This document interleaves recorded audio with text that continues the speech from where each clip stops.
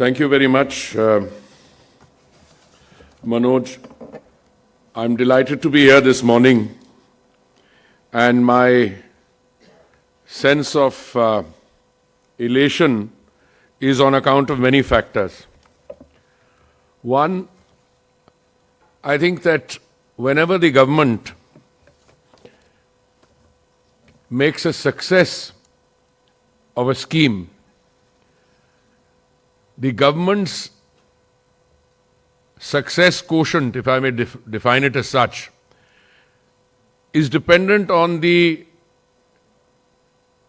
enthusiasm and participation of not just the stakeholders, but others who are in the overall ecosystem. Let me try and explain this somewhat convoluted thought of mine. You know, when the Honorable Prime Minister launched his flagship missions in 2014, a lot of people thought, and perhaps because they did not have sufficient information, they thought that these were, freebies that would be handed out from the central government through a system of delivery in which the center would provide some money, the states will provide some money, and then something will come through public-private partnership. I think they were totally wrong.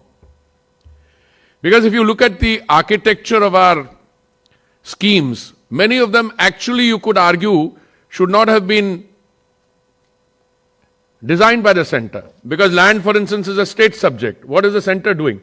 But I think the Honorable Prime Minister understood, and these schemes were designed so that the center will act as a incentivizer or a catalyst, so that if some money is given, others will follow up. Now, let me fast forward. When you come to Amrut, Amrut was a reasonably limited scheme. It was introduced in 500 cities with a population of over 1 lakh. And it was supposed to ensure that water in the tap, stormwater drainage, and a host of other things will come through that process. After about, through the first tenure I had as the housing minister, I was always asked, our city got left out, what will happen? So we used to talk about maybe an extension, because Amrut only spoke about 66%, covered 66% of the urban area. But what you've got out of Amrut 2 is a massive transformative scheme. It's an outlay of about 2,77,000 crores. And it is going to succeed, like Swachh Bharat succeeded because a government scheme became a people's movement, a Jan Andolan. But this will succeed, and I think this is where you all come in. When I was ambassador to Brazil many, many years ago, and Brazil, unlike India, is blessed with, I should be careful with my words, let's say 22% of the freshwater reserves. I was going to say it's blessed with 1/6 of the population and 3 times our land area, but I have to be careful there. I mean, we are very fortunate to have a large population, but you have to cater to it. Now, one of the things that struck me in Brazil was that here was a superabundance of water, fresh water, agriculture, but we needed to look after our population. So I started flagging the water issue much before I joined the Council of Ministers or the Cabinet. Now, when I come here today and I find that, startups are now the flavor of the, season. I had some statistics which, by the way, I'm not using my talking points, so you can still put them out because they're excellent talking points, but I thought I'd interact with you rather. I was looking at the number of unicorns we've had, and I just couldn't believe my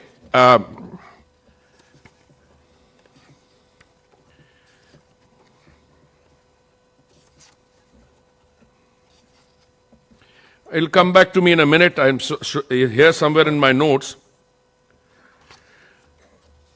Any country in the world with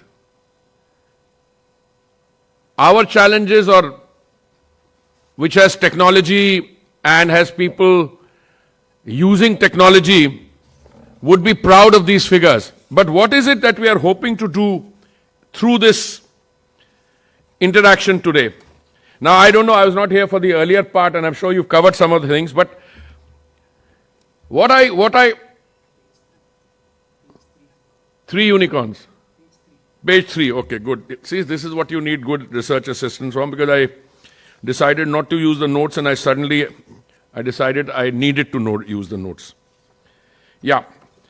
Between 2011 and 14, we created only 1 unicorn every year.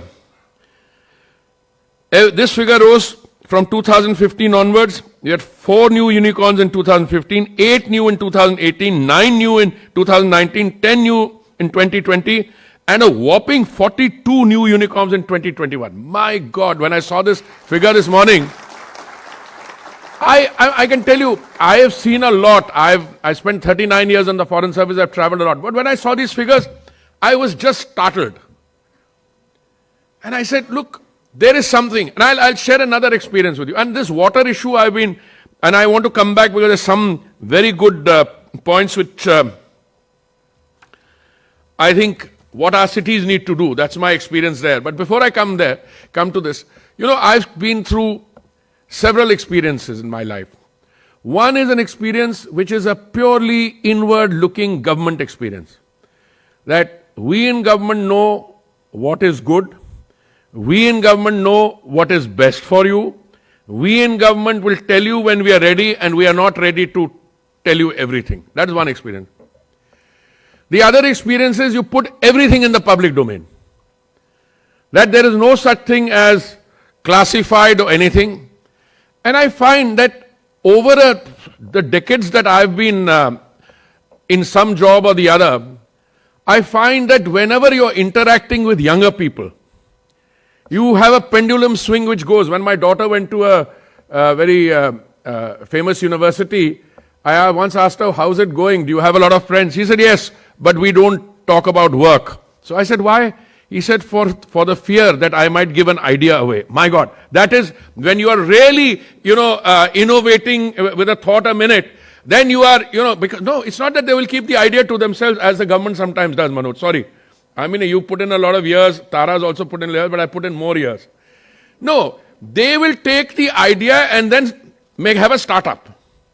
So what I'm saying is that, look, I think it's fantastic. My experience has been that whenever you're with younger people, you're interacting in an open mode, and you let them give you the ideas, but don't say, I'll take your idea and I'll make it my office note. No, that's not going to work.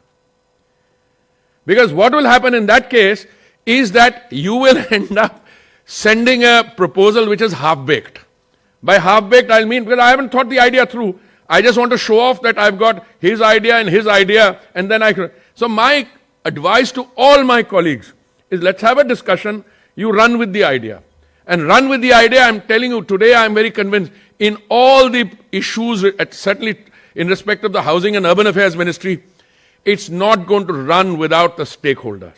Because the stakeholder will be able to tell you when to change it. And it's not going to run without people taking technology and using technology to do that. Most of our successes have been due to technology. Earlier, all our schemes used to be based on paper, budgetary provisions would be made, nothing would happen. But where does the startup come in? And what do I think these objectives which can be readily met? I don't know, you probably have covered all this. One, that Indian cities need to maximize freshwater resources and optimize transportation, distribution and input losses. I mean, it's a point some of my colleagues would have. I spend a fair amount of my time these days, and the people may not understand it, saying, what are we doing with our water bodies? And I think Amrit 2, that way is a very special thing, because it is going to produce something which is unique in the country for the first time in terms of, water security, in terms of how people will no longer have to,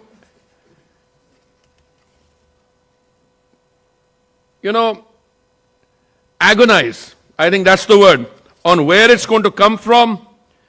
So, maximizing freshwater resources, optimizing the transportation, distribution and input losses, increase the efficiency and sustainability of water utilization, better water quality, more robust means to prevent groundwater contamination. Indian cities need to find solutions to scientifically treat wastewater, increase reuse water consumption. Cities need digitally advanced tools to monitor, evaluate, and course correct water and sewage functions in real time.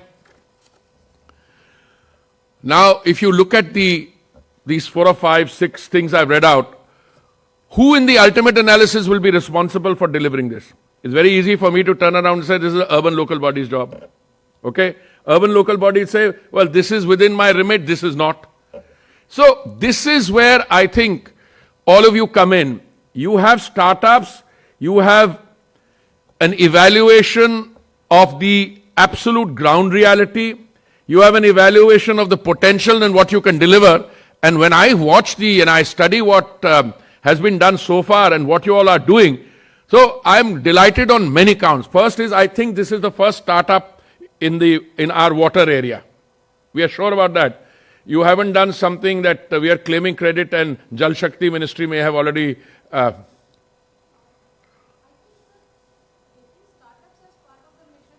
That is our mission. That is our mission, so it has to be the first. So I'll tell you, you guys will get extra. So what you have to do, government body, startups, industry, whether it's incubation or funding or other things, you please remember, we are not only partners with you, but we will actually and actively support you in all ways that we can. That's the message I want to give you.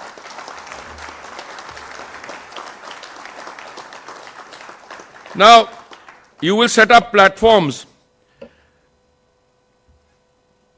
Platform, you can either have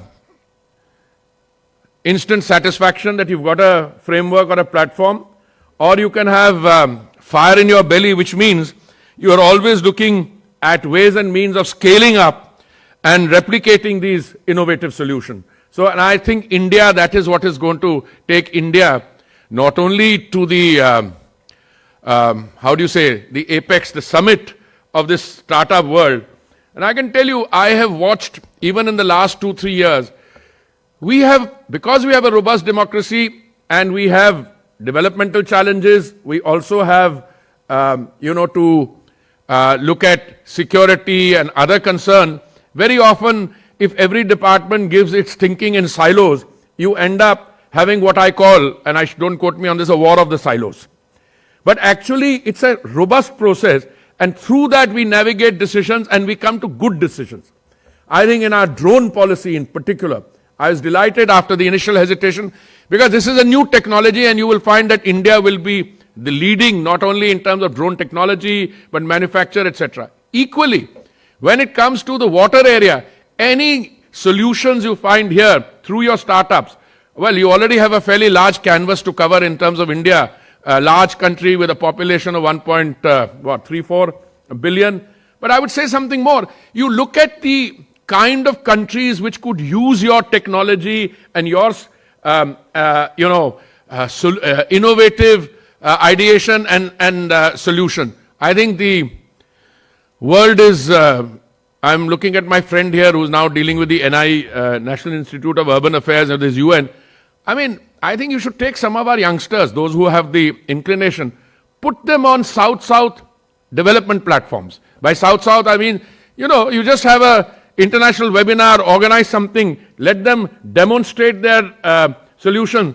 It'll help them in securing, even greater amount of financial support and backing. But more than that, it also showcases what really, truly good ideas and innovation can do in terms of solving not only India's problems at all. I'm sorry, I've already spoken longer than I had intended to, but as I said, I'm delighted to be here, and I look forward to interacting with you not only in the next few minutes here, but also as we proceed. Thank you very much.